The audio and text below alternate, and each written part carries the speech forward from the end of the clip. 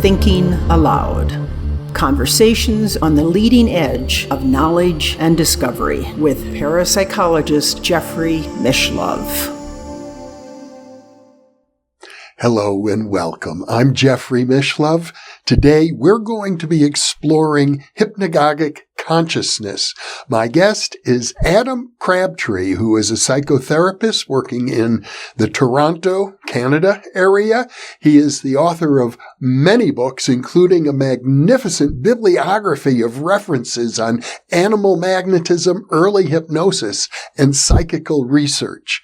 His other books include Multiple Man, Trance Zero, From Mesmer to Freud, Memoir of a Trance Therapist, Evolutionary Love, and his most recent book about which we'll be talking today, The Land of Hypnagogia. Once again, this is an internet interview, and now I'll switch over to the internet video. Welcome, Adam. It's a real pleasure to be with you once again. It's great to be here, Jeff. You've written a masterpiece, in my opinion, The Land of Hypnagogia, because it combines psychological insights with deep philosophical insights, and it's also an exploration of your own personal journey. Yeah, there's so much to say about it, but why don't we start by, for the benefit of our viewers, defining what the hypnagogic state is all about? Traditionally, the hypnagogic has been written about since around the middle of the 19th century. And it has been defined from the beginning as a state, a sort of a twilight state between sleeping and waking. And that's the way it's been talked about over a long period of time from then until quite recently. And I myself have expanded that meaning. That's not the meaning that I use in my book. It's that plus much more, because I see hypnagogia as the way that we explore human depth. It's the principal way we explore human depth. And so it's not just a state that happens sometimes between sleeping and waking. It is there, but it's much, much more than that. It's all those ways in which human depth comes to us, meets us, whether it's when we're asleep or waking up, or sometimes during the day too. It shows itself, it manifests itself. And that is what I call the hypnagogic state, and the phenomena of the hypnagogic state I call hypnagogia. Now, Carl Jung used a technique, I believe he called it active imagination, and it seems to me from his writings in the Red Book that he engaged in very extensive ongoing conversations with like a spiritual guide he called Philemon in the state of active imagination, and it strikes me that would be very similar to what you're referring to here. Well, it is. That's certainly one example of hypnagogia. I mean, hypnagogia pops up many different places in literature. People's unusual experiences, which they call visionary, or where they talk about visits, or where they talk about going on journeys. But it's not just when they're sleeping and dreaming. It's afterwards, but also on other occasions that cannot be pinned down, because hypnagogia is something that can be found any place in life, any time in life. Well, for most people, meaning me, actually, it seems like a very fleeting, very elusive state. For the most part, I'm in my normal waking consciousness 99.999% of the time if I'm not asleep. And I experience that state of consciousness, for a few seconds going into a sleeping and dreaming state. And that's pretty much it. But I gather that some people, and you're probably such a person, have cultivated the ability to hold and maintain that state. Well, yes, and with me, it's quite natural, because I describe this in the book, but for me, it started when I was about 5 years old. in 1944. It started at a particular time. I can date it.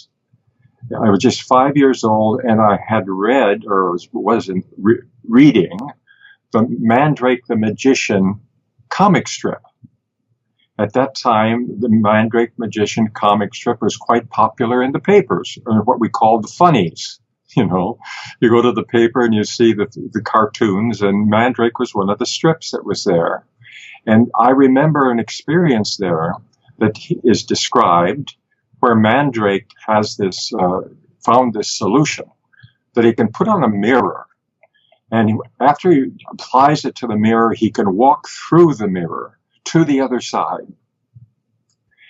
And as I was reading this as a 5-year-old, what does a 5-year-old know after all? But as I was reading this, I suddenly became terrified. I felt like my whole life had been turned upside down. I felt like there was something where I thought the world was one way, it really was another way. And it was just like 3 little comic strips on a page, 3 little frames, you might say, of a comic strip on a page that did that to me. And that was the beginning for me of going into these states. That going through the mirror to the other side, Mandrake found a whole world there, which he called the mirror world. And people living there who are like the people on this side, the very same, except somewhat different, odd, weird on the other side. And he called them the mirror people. And their names were the names they have on this side, pronounced backwards. So that stuck with me ever since. And that was a long, long time ago in 1944. And that was the beginning of it. And I've had experiences that are unusual experiences. I call that hypnagogic, even though I wasn't waking up from sleep. It's that same region. And that was my initiation into hypnagogia and into the land of hypnagogia. And it never left me. And it left me shaken. And it left me thinking that this world and this experience of life that we have is not what we believe it to be. I know it may sound odd that a 5-year-old could have that experience, but I did. And ever since, I've been intrigued by exploring that land, which is what I consider human depth. I think some people have them quite commonly, but you have to be ready to be frightened. You have to be ready to see the strange and not turn away and run. And that's the way it was for me. I stayed with it. And we can profit from that if we pay attention. But most people run away. They don't want. It seems frightening. It just seems and too confusing. But my life has been in some way repeating that experience over and over again, even though it involves fear and unusual kinds of experiences. Well, you know, now that you mention it, Adam, I am reminded, especially since I just said I never have a prolonged hypnagogic experience, that in my childhood, they were much more common. And I used to have actually occasionally lengthy daydreams and very vivid ones, as a matter of fact. And I'm guessing that this access to this realm is much more common for children. I think it is more common for children, partly because they are open to the unusual without immediately having to censor it and cut it off and run from it. You described this as a sort of fearful experience, but as I recall from my childhood, they were often very seductive. Like I would read certain fantasy stories. Raggedy Ann would hop on a dragon and fly through the air, and I would have fantasies of doing the same thing, flying on a dragon as a child. And they seem wonderful. Hypnagogic images are a mixed bag. That is, they can have frightening things in them. And my initiation through Mandrake the Magician was frightening because it seemed to shake the whole world up. But many of the experiences are not frightening at all. They are just interesting. They are unusual. And they can lead somewhere because They are indications and expressions of human depth. One of the points that you seem to make in your book, and I think it is an outgrowth of your experience reading the Mandrake comic book, is that there's a certain dread associated with experiencing this kind of depth. It is true that some human depth experiences bring with them a sense of dread because they so shake up our ordinary familiar way of seeing the world that gives us comfort and feeling of stability and that everything's all right. You know, everything's all right with the heavens. But other experiences are not of that kind. It seems that with your experiences of hypnagogia as a child, many of them are pleasant. And many hypnagogic experiences are pleasant or intriguing or feeling like they open up things in a positive way, non-frightening way. But Nietzsche, who's one of my favorite people, as you know from reading my book, he saw the internet as, or the holy smokes, he saw human. The human abyss is what he called human depth, the abyss. And he said, be careful when you look into the abyss because the abyss is looking back at you. And he knew that people had this sense of awe, but also sense of fear and dread that kept them away from it. Well, you quote a wonderful poem by Nietzsche where he says it's like going down into a well, but for superficial people, it may seem like going to hell. Yes, that's right. He wrote this great poem. I think I can recite it. The poem is dig, or it starts this way. Where you're standing, dig out. Down below's the well. Let those who walk in darkness shout, down below there's hell.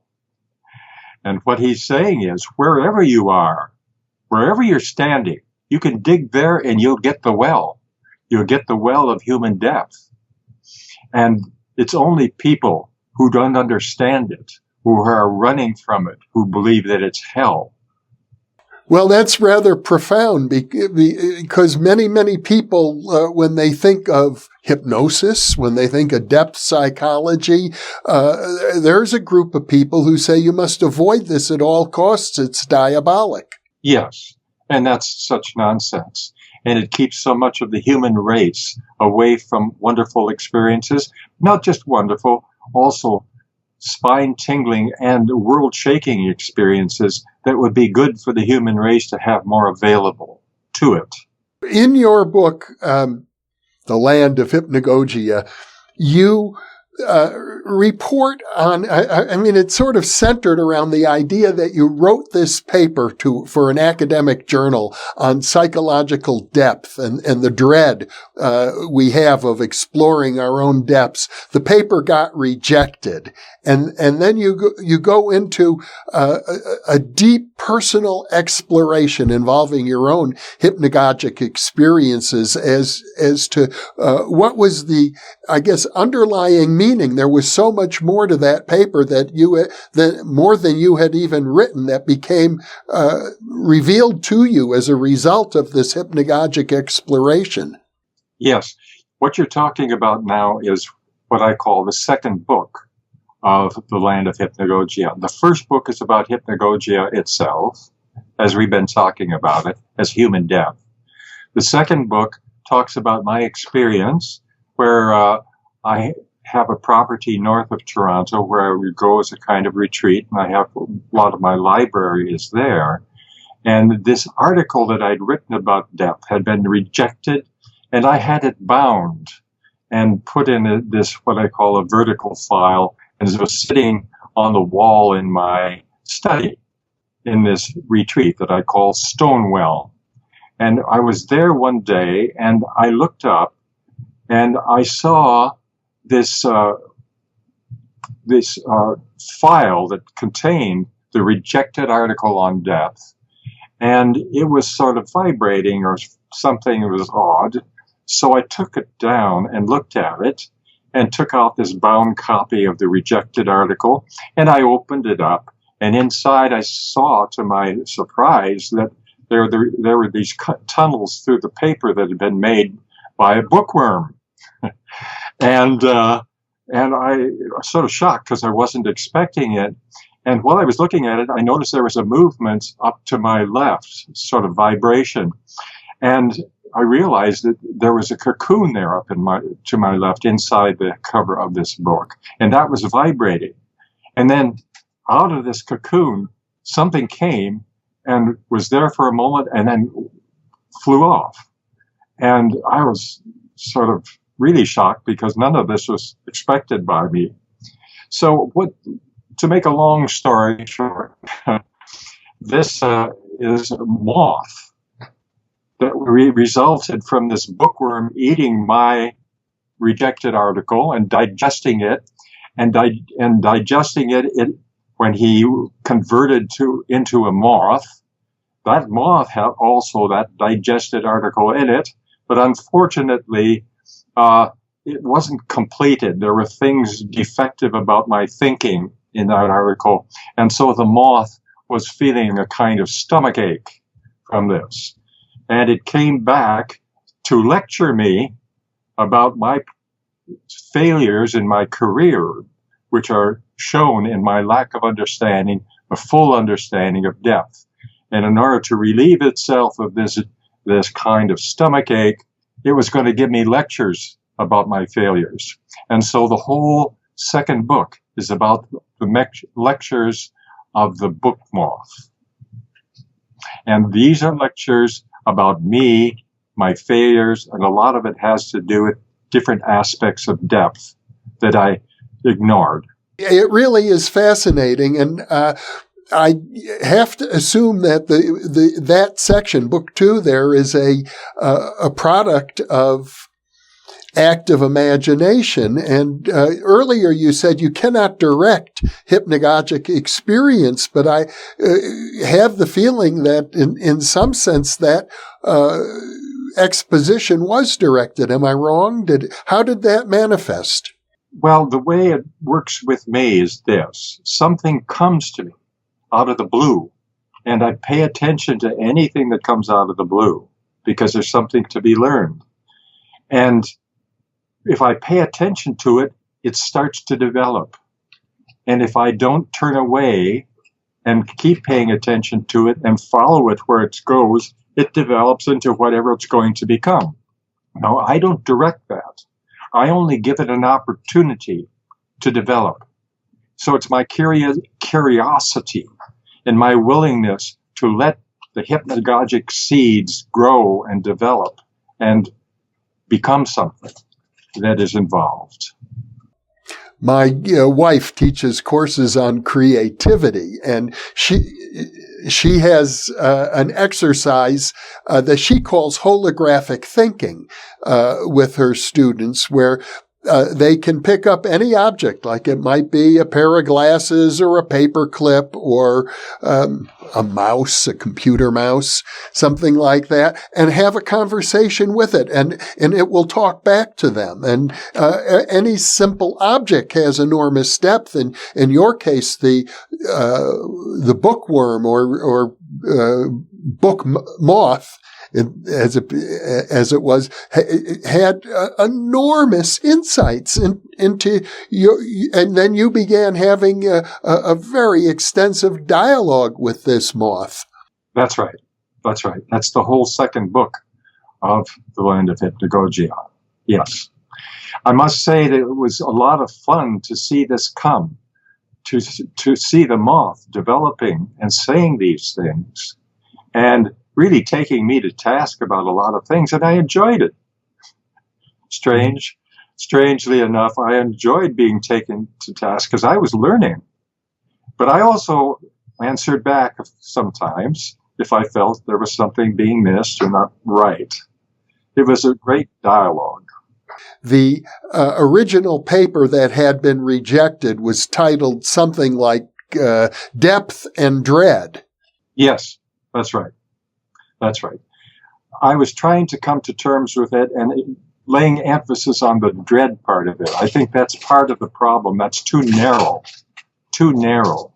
It isn't just dread. There are many other kinds of depth experiences and depth revelations that occur. Well, you do have a sense, for example, in the existential literature where you have to get in touch with the most negative feelings in order to experience yourself authentically. Well, yes, because the negative things is part of our shadow, part of what we're hiding from ourselves. It's a doorway to our depth. And if we're not going to go through that doorway because we don't want to face negative things, we're not going to ever discover things. Of course, you worked as a depth psychologist yourself. You're very familiar with Freud, who pointed out what Freud would call the unconscious mind are basically the things about ourselves we don't want to know.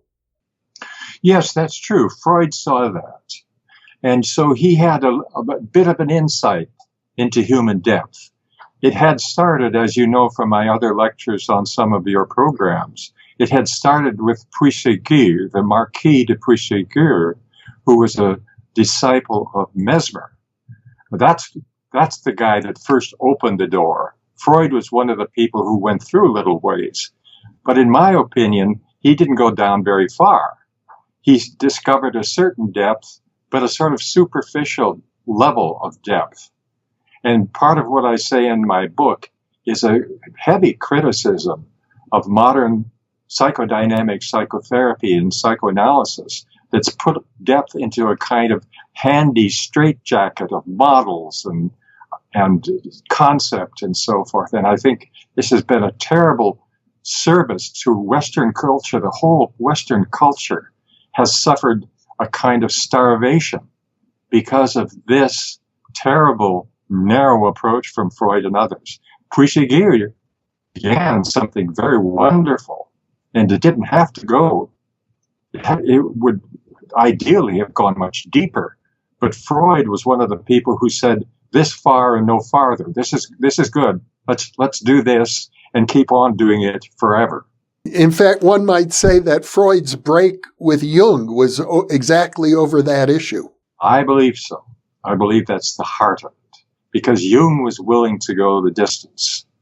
But even Jung, when he engaged in his active imagination explorations, hypnagogic explorations, encountered the equivalent, I'd have to say, of a spiritual teacher, Philemon, from whom I gather Jung derived most of his theoretical ideas. Jung was afraid of descending into madness. Some people suggest that he did. Yes, he was afraid of that. And Tony Wolff, who he had been working with and who became his companion, helped keep him out of madness, helped keep him enough in this world to be able to learn new things, but not become mad. Back to Hypnagogia, at one point you suggested that you can't really direct it, but at another point you said there is a way of working with it, that you can listen to it. You can kind of, I get the feeling that maybe you can massage it or prod it, or by paying attention to it, you can, for example, it seems pretty clear to me, you engage in a very extensive hypnagogic conversation with this book moth. Yes, it's true that my dialogue with the book moth was very extensive, and it expanded tremendously in a way that really is so interesting to me. I'm like a participant. I'm an onlooker. I'm not a creator of this stuff, okay?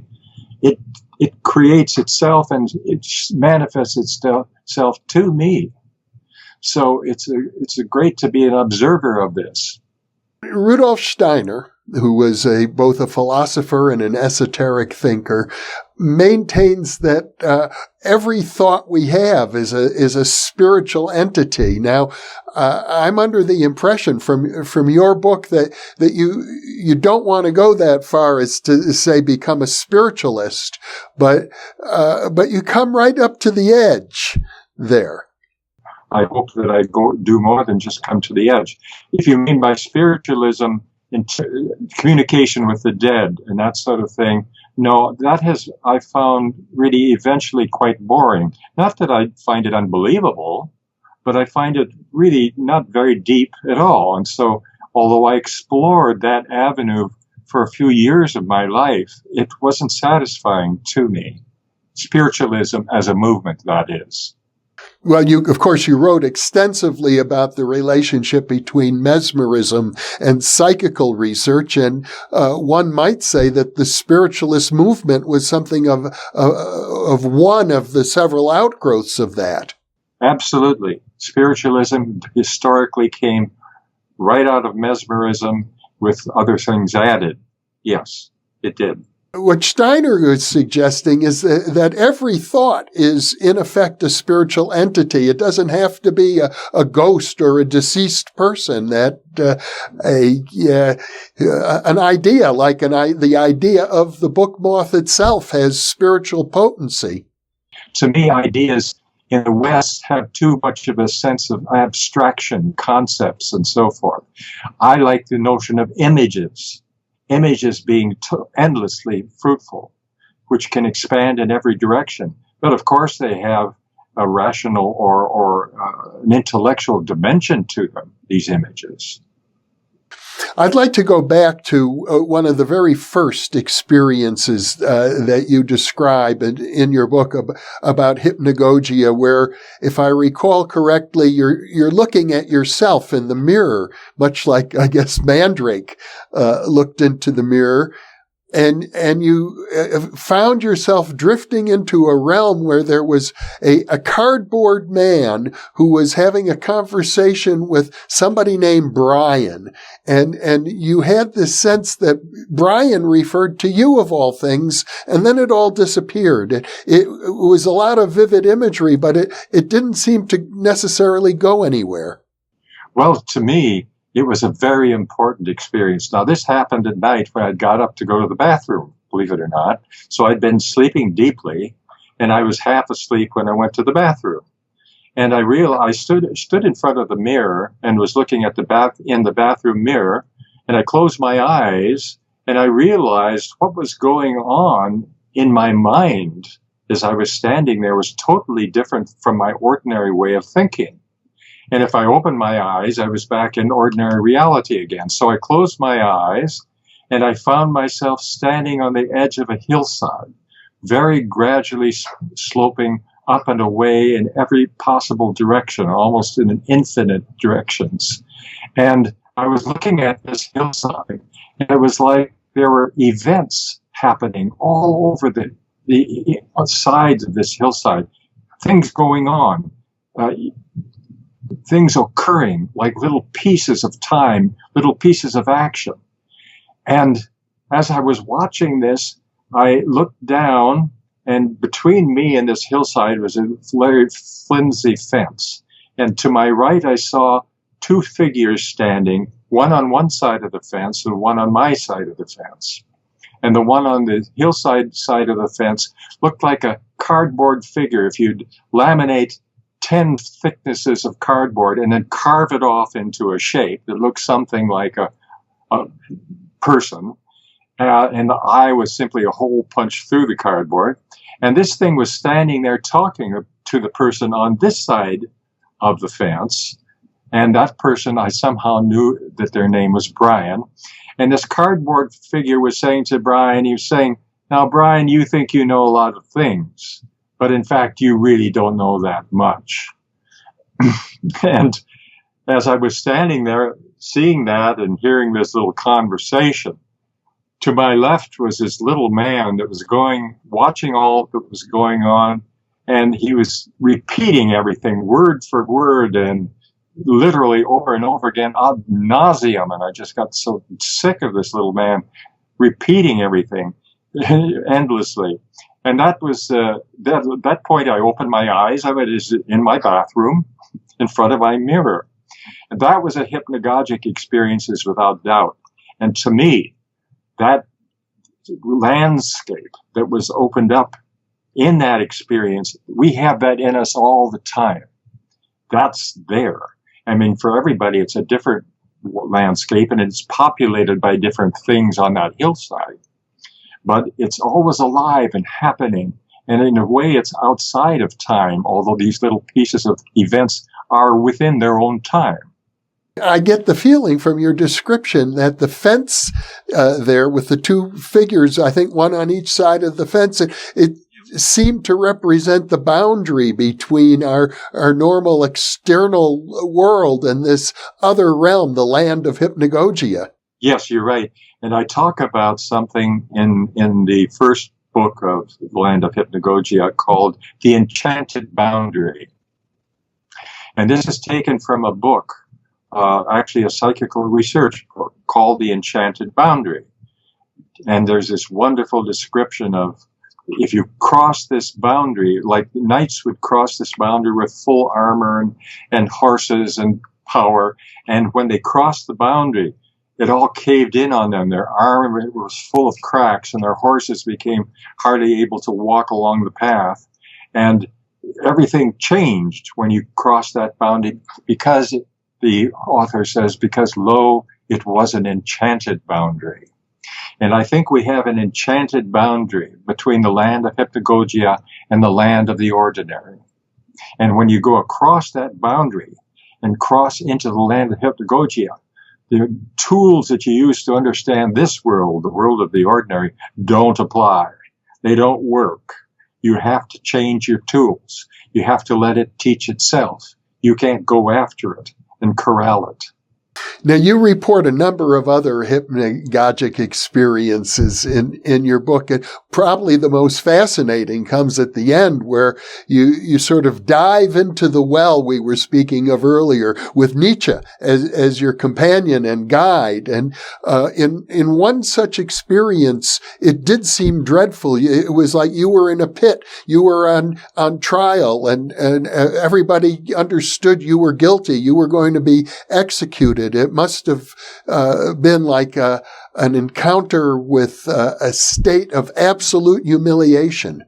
Absolute humiliation, hopelessness, no way out, because everybody was against me, even my so-called friends. Now, I say me. It was me in the pit, but in fact, I was also the observer of this whole scene. I was both things. And so I wasn't, in my journey down there, I wasn't afraid.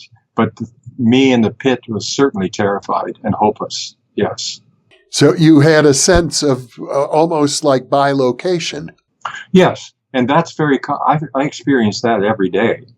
I experience, you might say, an observer part of me all the time that's present with everything I do, observing what I do, and I'm doing them, so I'm there, but also this observer is separate and unaffected. Unaffected. It's not, doesn't participate in the emotion. It just observes. And this is something that actually reminds me of something that my friend Michael Murphy of Esalen would talk about, which is, he said there is this poem in Hindu culture of two birds on a tree, and one, the tree of life. And on that, they're on branches, and the one bird eats of the fruit of the tree, and the other eats not. And I think that observer is the one that eats not, and the other bird is the one that lives life. And as I recall, in this hypnagogic experience down in the well, you are condemned, you're guilty of committing a horrible crime, you're executed, but then the scene changes and you are into one of the most beautiful, seductive, fascinating places one could ever imagine, a carnival of the senses. And you also had a sense that this was a very dangerous place. It was, because it was so wonderful. these were all the productions of the human community over all of the ages gathered together and showing themselves in all their glory, and its real glory and its true accomplishment of the human race. So it's wonderful to go there and see these things. But if you stay there, you can't go on. You can't learn further. You're stuck. And so it's like a temptation to stay there and just go on enjoying it. And I recognized that as I approached this, that it was a temptation like a siren call. And I had to avoid going there and getting stuck there. It sort of reminded me of academia, where if you're a college student, you're exposed to all the wisdom of the human community, or really, to be accurate, all the knowledge, not so much all the wisdom. And but it's very seductive. And furthermore, as a college student, you have all sorts of other pleasures that are available to you that you never had before when you were living in your parents' home. And it can become a place where people get stuck in their lives because it's so pleasurable and infinitely complex. Yes, I think that this place that's so seductive is seductive because the things that it contains are real. They're real accomplishments. They really are interesting. But the problem is to get stuck there and go no deeper. We can do that, as you say. You can do that in academia too. And I think that Freud did that. He was very fascinated by his accomplishments and others in related matters of his profession. And he got stuck there, and he went no further. One might say this is true of the profession of psychology as a whole. There are enormous insights. Psychology as a discipline, even depth psychology, has been very crucial in 20th century, 21st century culture. And at the same time, there's so much further that we really need to go if we're going to address the problems we face. That is well put. That's exactly the way I see it. There was a great deal of accomplishment there, and I've written my own academic articles and treatises on why Puigcer's discovery of artificial somnambulism opened up depth to the whole of the Western world, which became our culture. And it's full of wonders, but it's only part of the way down. It's so easy just to think we've got it now, and we don't. Well, in your hypnagogic explorations with Nietzsche, after you managed to escape from this very seductive realm full of all wonders and all knowledge, as I recall, then you encounter another boundary. In fact, I think you describe it as more than just a boundary, but a divide. That's right. You keep on going further into the depths, or I kept on going further into the depths. And actually, I come to a whole region called home, the feeling of home, and the wonderful sense that I found a home that I knew about, that I had been there. There was a wonderful place, and there were my people, and we understood each other. And I was enjoying that so greatly. This is an actual experience I've had, and the experience of home.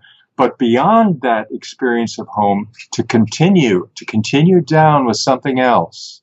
It was something inexpressible and something very, very unknown.